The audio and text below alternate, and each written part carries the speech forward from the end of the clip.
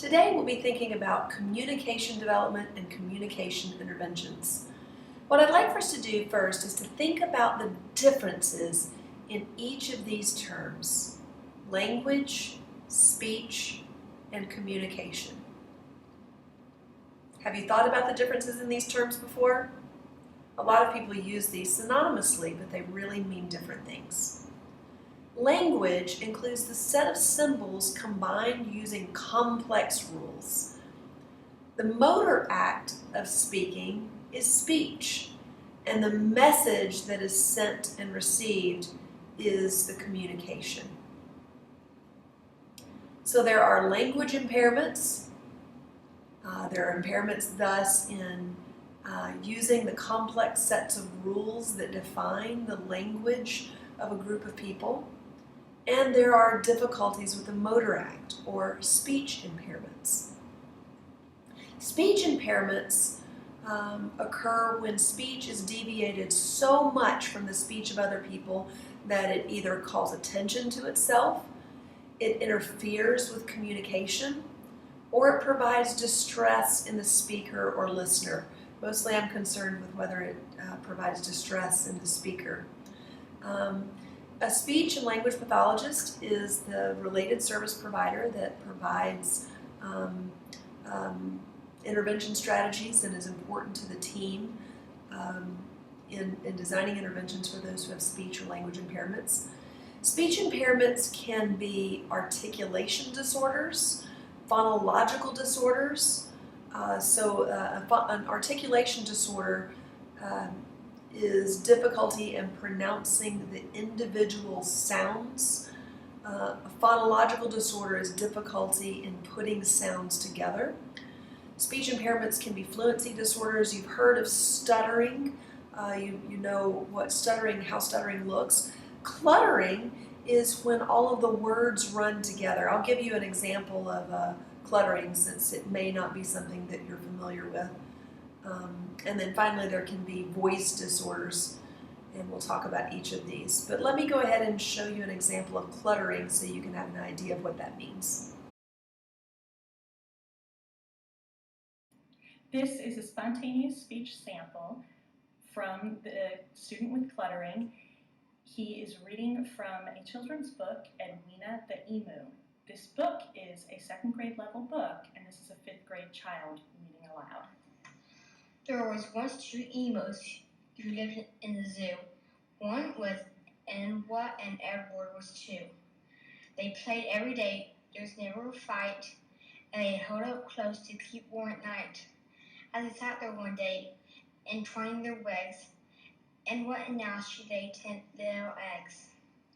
Yeek, shouted Edward. He seemed to be choking. 10 little emus, you gotta be joking. I'm not, said Enwa, and don't get depressed. I'll look for a job, and you stay on the nest.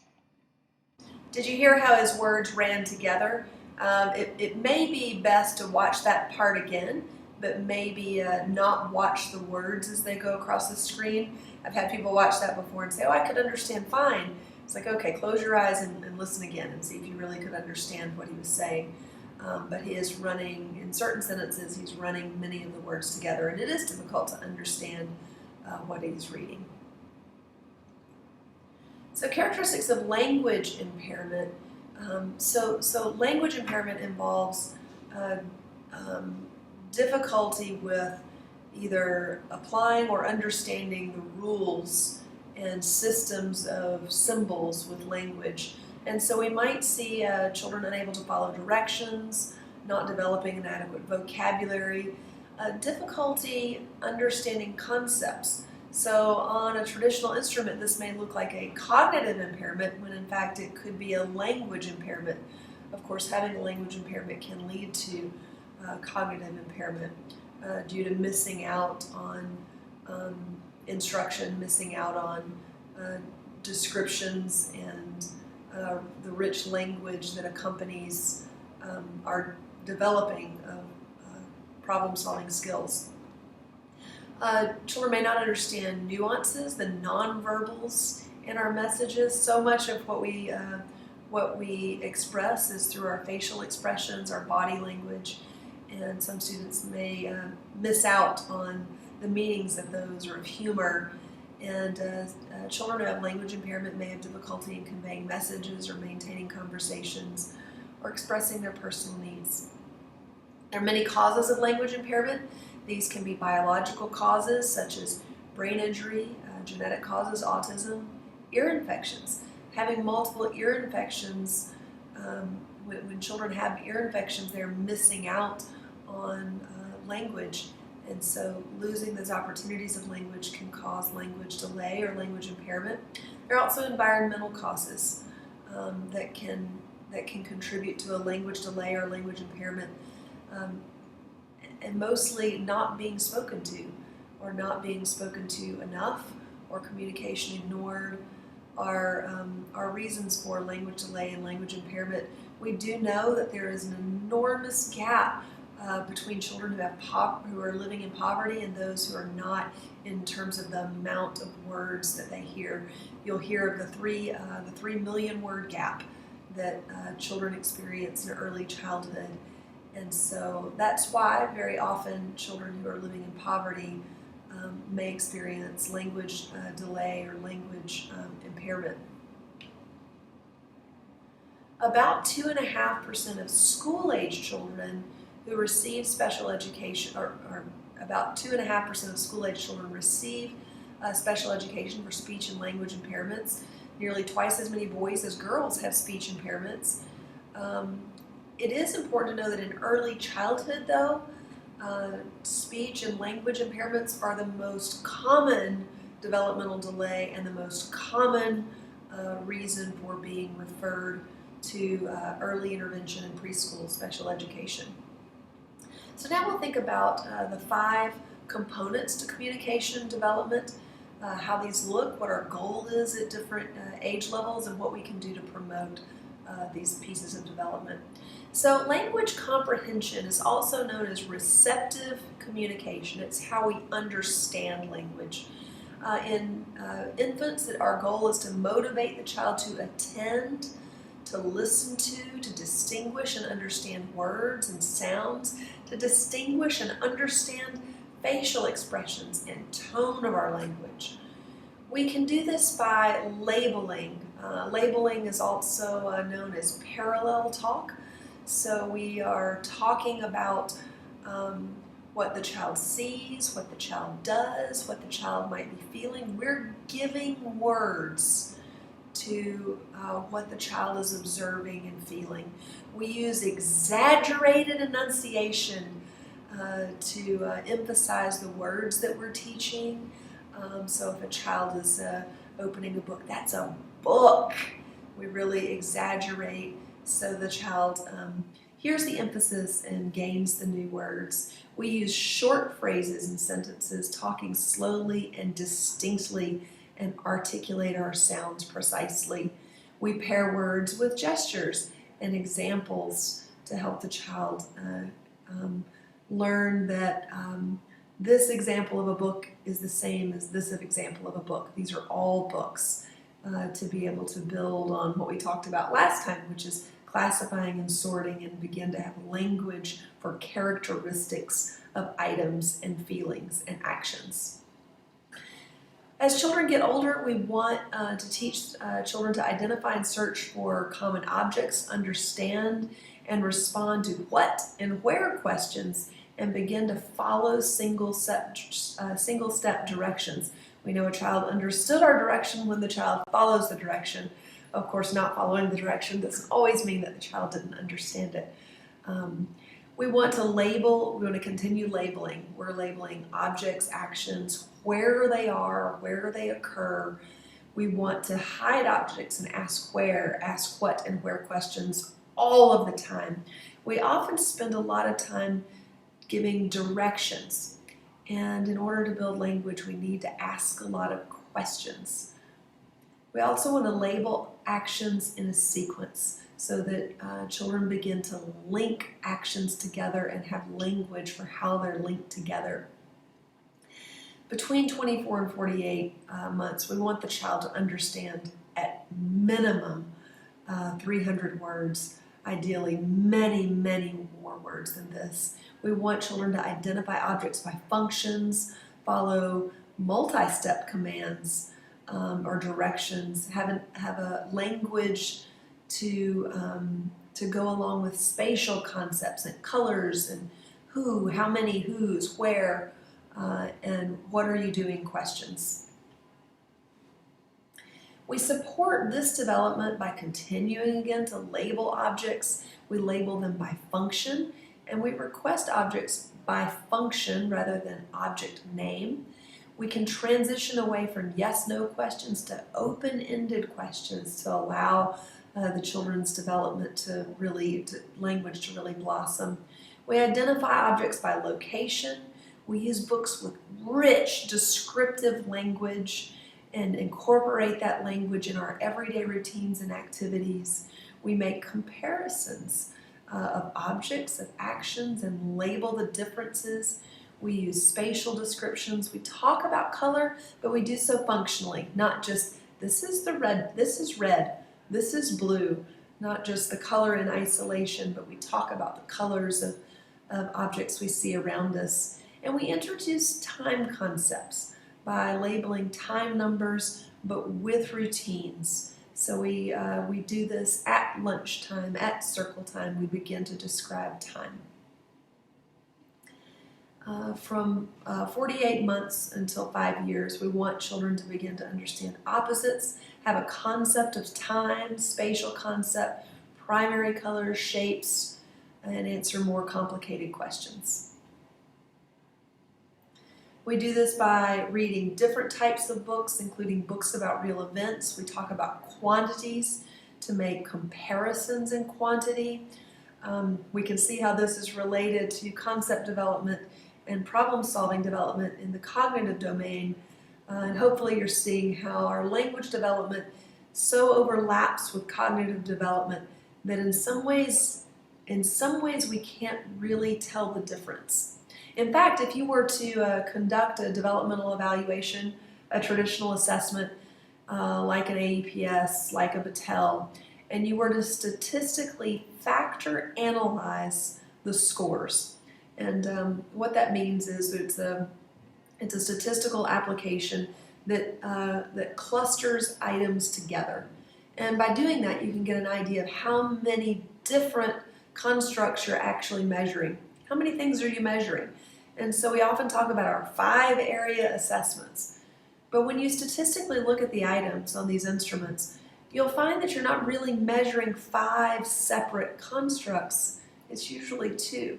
And so language and cognition are literally inseparable in terms of how we're able to understand them in our measures. So you'll see much overlap. We're asking children to make prediction with information. So yes, they have language about that, but they have to understand the concepts. We're wanting to continue to develop spatial skills by emphasizing the spatial placement of objects as they learn spatial skills, which relate to math skills later on. Language production is what we refer to as expressive language or expressive communication. So receptive was how we understand language, expressive is how we produce language. And our goal early on is to support the child to produce sounds, respond to other sounds with sounds, to babble, to use sounds to gain attention, and use a variety of consonant and vowels and produce words to label objects and people. We also, remember we talked about in cognitive development, which overlaps again, the need for imitation. And so imitating and teaching children to imitate is certainly a goal in this developmental stage. Expressive communication is the most common developmental delay that qualifies children for early intervention services. We want to establish joint attention in order to promote language, to promote expressive language. Joint attention is when we're both attending to the same object or same action. So we have to establish joint attention. And then again, we use exaggerated facial expressions and a calm tone. We use simple language to label. We imitate the child's sounds. If we could teach all child care providers and parents the way to get language going, it would be imitate your child's sounds, imitate your child's actions, and engage in turn-taking with that. We play social games to encourage facial interactions. You can think of, I'm sure you can think of the most common kind of first game like this that we use, which is peekaboo. The next point, responding immediately and warmly to speech, is again one of the most powerful interventions that we can teach families, that we can teach child care providers. We always want to respond immediately and warmly. When we respond immediately to children's communicative attempts, to their actions, we respond immediately and warmly, we are increasing their language and cognitive development. It's one of the most powerful things that we can do. To ignore a child's speech or ignore a child's actions is to miss opportunities for growth. We don't want to frustrate children, but by moving desired objects, things that they want, slightly out of reach, and as they get closer to the year mark, as we can promote their language, because children are motivated to use language to request. They're motivated to use language when they want something. We use parallel talk constantly. We can pair words with signs, and it is important for families and child care providers to understand that signs, using sign language or gestures and signs, do not impair language. They promote it, because we are giving a visual that pairs with the spoken language, that pairs with the item, to help make the connections in the child's mind.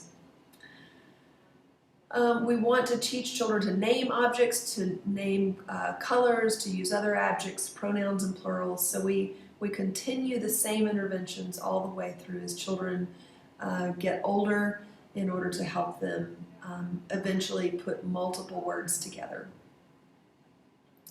We do this by reflecting and expanding. So reflecting means I'm going to say back what the child said, but expanding means I'm going to add words. And remember, a bit ago we talked about exaggerating when we're trying to teach a word, and we use that same sort of intonation and exaggeration when we're expanding a child's language. If a child says, I want, and points at something they want, it might be that the child might want a doll or a truck or blocks, and so you would say, I want the blocks. Or as a child gets older, you're adding new adjectives, you're expanding. Actually, that's what I just did. So you might say, I'll add words. I'll add words to teach the child new words. And I would say, you'll add new words to teach the child new words. You're expanding, and use the intonation to teach the new word.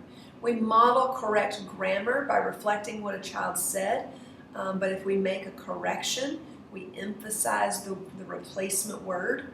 We ask questions about the child's play and engage in turn-taking in talking about play. We can use play with dolls to model correct grammar and pronunciation. We use sentences and we might omit a word, waiting for the child to fill in the word. We can use visual cues and lots of choices. We always want to use lots of choices for reasons other than language development throughout the curriculum.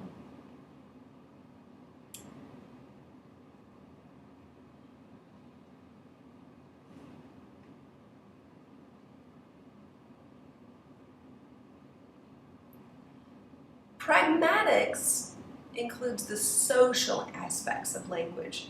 So this includes eye contact, laughing, joint attention, intonation to show emotion, conversational turn-taking, asking questions in conversation, understanding humor, all of those pieces that are that make language the social activity that it is. Most children with autism spectrum disorders have a lot of difficulty with pragmatics. I brought up joint attention once before now, and I want to make sure that you understand joint attention and that you would know joint attention if you saw it. So I'll show you a cute video of twin girls who are engaging in joint attention of their dad singing and playing a guitar. You may have seen this video on YouTube. It went viral a few years ago. But I want you to watch it again, thinking about joint attention.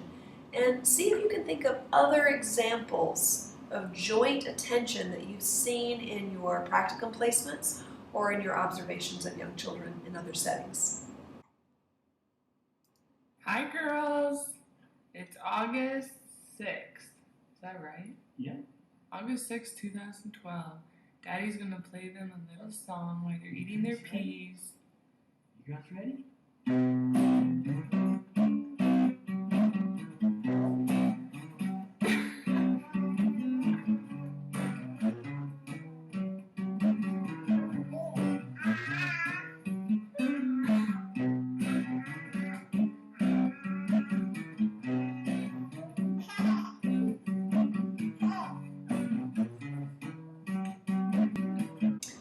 So how did you know they were attending to the same sounds, to the same sights?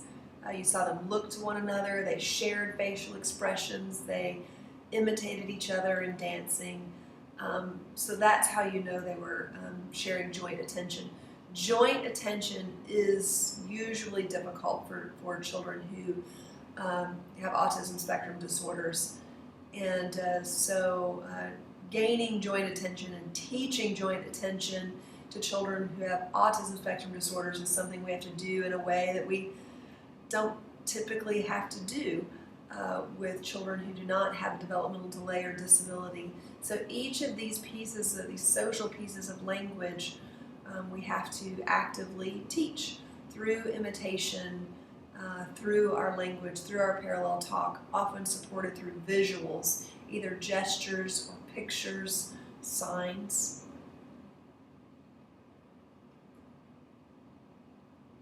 Again, ways that we teach this, we respond immediately and warmly to communicative intents. We establish eye contact, we use visual expressions. Sometimes with children who have autism spectrum disorders, they're very interested in objects, they're very interested in a thing. And so if they're interested in a thing, sometimes you can bring the item up to your mouth, up to your face, to draw the child's attention to your face in order to model the language and speech production. We pair common gestures with words in conversations. So if I'm saying what, I might pair that with certain facial expressions and what. What do we think about this? In order to give a visual in conversation and using, again, exaggerated intonation depending on the emotion. The end rising, I shouldn't say and, I should say end. The end of something, rising with questions, the end of the question, the words in the question sentence, rising to denote this is a question. Some people naturally use these behaviors, so I'm not speaking of children, I'm speaking of adults. Some adults naturally do these things. They naturally have a lot of facial expressions and body language. I'm in that camp. And some people don't. Some people are more reserved. And so as we're working with families, child care providers, it's important that we make the connections between this intonation and body language and facial expressions, all these visual and exaggerated auditory cues that are embedded with our language. It's important to use those to develop a language in many children. Can you think of some ways that we could support adults? Can you think of some ways that you might approach a family member or a child care provider who's not using rich language or not responding immediately and warmly and not using each of these cues within language? What are some ways that we might engage that adult respectfully in conversation to support their ability to use this? Articulation and phonology. Parents often initiate referrals because of concerns with articulation or phonological productions. So again, articulation is making each of the sounds, and combining sounds is phonology. So when do we get concerned about sound production? I think I've shown you this chart in class and given you a link to this. But there are sounds that should emerge and be completed by certain ages, and we should be aware of what those sounds are. Again, this is the chart for the English language. So we see there are differences in boys and girls, and we should be aware of the sounds that children need to have by certain ages, and notice if children are not doing these. We want to notice if a child is having difficulty with sounds and which sounds they are. Are they sounds made at the front of the mouth or sounds made at the back of the mouth? Is there a substitution? We can think about, for kind of a classic example of a substitution, a WR substitution. You can think about, if you've seen Bugs Bunny, Elmer Fudd, Wacky Wabbit. So the W, wacky, that's appropriately pronounced, but wabbit. And we see young children often make a WR substitution where the W is easier to pronounce than the R. So R is a difficult letter to pronounce. It's not something we're going to be concerned in young children if they're having difficulty with, and we'll hear them naturally say wabbit instead of rabbit. That's an example of a substitution. An omission is when a child leaves out a letter. So they may leave out the R instead of pronouncing it. So we might hear, so yellow can be difficult for children to pronounce, so they might say ello. So that would be an omission. But if the student said lello, that is a substitution, a YL substitution. So again, it's speech and language pathologists are the ones to bring on board when a child is having difficulty, but all teachers can begin to notice and take data on which sounds are of difficulty, where they occur in the mouth, but also where they occur in the word.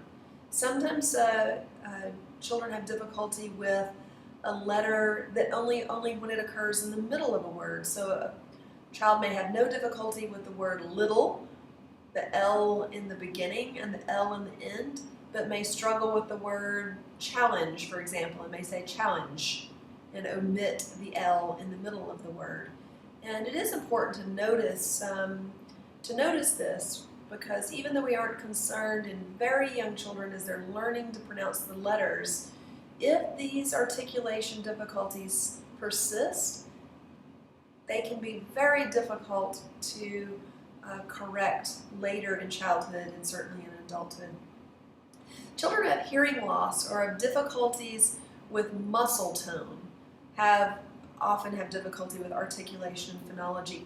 So, for example, children who have Down syndrome, you've studied Down syndrome and know that children who have Down syndrome have low muscle tone, and so we see children who they're very flexible a lot of the time because of the low muscle tone, don't have a lot of strength, and this also occurs in the muscles of the mouth. So when the muscles of the mouth are very low muscle tone, you sometimes see a tongue that protrudes because the muscles in the mouth don't have high enough muscle tone. It's called hypotonia. Children who have cerebral palsy often have high muscle tone, and that's evidenced by you can see children who have very tight calf muscles walking on their toes, or children with cerebral palsy. We sometimes see their arms drawn in because the muscles are tightened. And that happens, that hypertonia or high muscle tone can also occur in the mouth.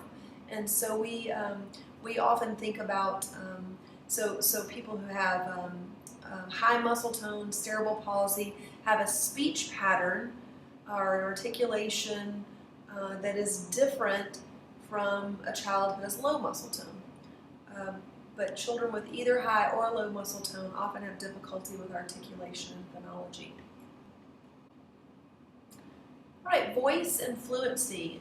We think about voice and fluency as pitch, volume, and smoothness. And our goal here is to support children to use appropriate pitch and volume to match communicative intent. We want to support fluent speech that is free of repetitions, of sounds, of words or phrases, and excessive filler words. Like, you know how sometimes adults will use the word like, that's an example of a filler word.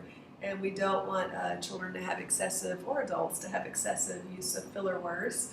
Or I can remember once in college there was a professor, great professor that we had, but his filler was but the was of a very loud volume. So he had an excessive filler that was also at a different volume. So he would be speaking and hold his place in the sentence if he didn't know what to say next in that way.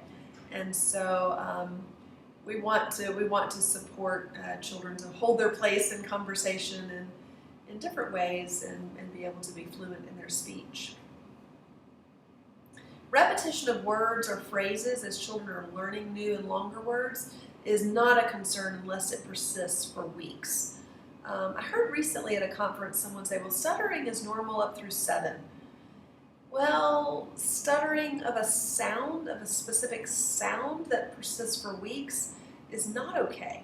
And it's something we would be concerned about far before then. If stuttering of a particular sound persists for weeks, I'm going to want to involve a speech and language pathologist. It is something I'm going to be concerned about. A temporary repetition of word or phrase up through that period of time is not something I'd be worried about unless it persisted. So we model appropriate voice. We talk about, we can think of lots of examples of how teachers talk about the types of voices that are used in different settings. When we're walking down the hall, we might use a very quiet voice to speak to our friends. I really prefer that modeling of voice to you can't speak, have a bubble. We're missing an opportunity to teach voice when we just tell children they can't speak. When any of us would talk walking down the hall, none of us would be silent walking down a hall in Taylor Education building. We would speak quietly past a classroom. And so we want to model different types of voice and talk about that. We can, for children who are having difficulty with voice, many children who have a variety of disabilities have difficulty with modulating the volume or sometimes even pitch of their voice. They may speak too high. And so we may need to combine visual depictions. So we may, one example is we might say, our voice should be a 1 when we're walking down the hall. Our voice can be a 10 when we're outside. We may have a description, a visual description of like a dial, for example, to show where our voice can be, or we could show where our voice is and how we need to dial it down, or how it can dial up to help children begin to regulate their own voices. For children who are having trouble with fluency, we want to give those children our full attention during their communication attempts. We wait calmly, we don't act like we're in a hurry, where our faces are calm, our bodies are calm, and we don't complete the sentence, we just wait. Because oftentimes fluency difficulties can become entangled with anxiety, and we don't want to produce anxiety that makes the fluency difficulty worse. We wait calmly and patiently and nod as we would with anybody who's not having a fluency difficulty. So I hope this gives you a deeper understanding of language and speech and how those come together to form communication, and you have some new ideas about how you can purposefully use language to promote a child's cognitive, language, and speech development in a variety of ways.